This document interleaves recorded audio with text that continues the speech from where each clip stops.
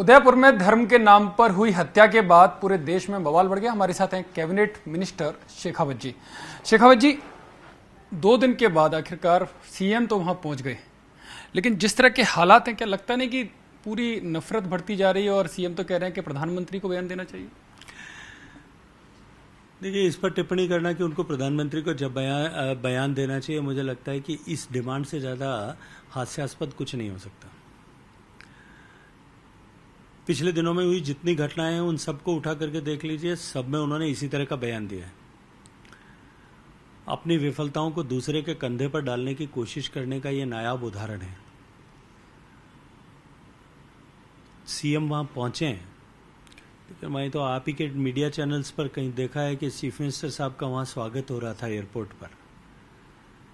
ऐसी घटना के समय जब देश स्तब्ध हो, राजस्थान प्रदेश के लोग दुखी हों और सभी लोग उस नृशंस हत्या का वीडियो जिसने भी देखा हो वो सब गमगीन हो, उस समय में किसी दुखी परिवार से मिलने जाने के समय में एयरपोर्ट पर स्वागत करवाना या स्वागत करने वाले और करवाने वाले दोनों की मानसिकता और मनस्थिति को प्रदर्शित करता है।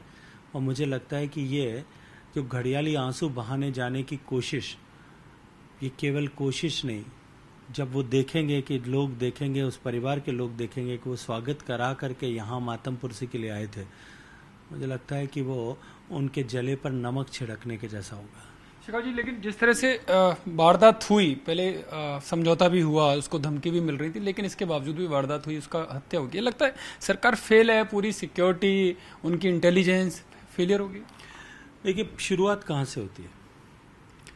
एक ट्वीट जो किया गया या कर दिया गया या कराया गया, इन तीनों के बीच में मैं आज नहीं कहूंगा क्योंकि जांच का विषय है, लेकिन ट्वीट होने के बाद में तुरंत कार्रवाई करके पुलिस उसको उठा करके अरेस्ट कर लेती है। एक गलत ट्वीट या गलती से हुए ट्वीट या कर दिए गए ट्वीट या करा दिए गए ट्वीट के लिए उसे जेल में बंद कर दिया जाता है, गिरफ्तार करके उसको जमानत पर छूटना पड़ता है।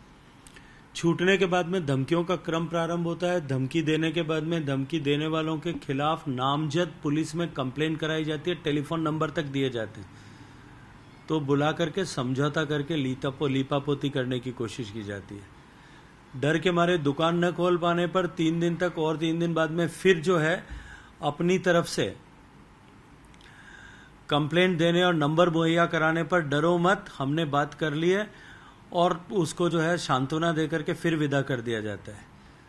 दोबारा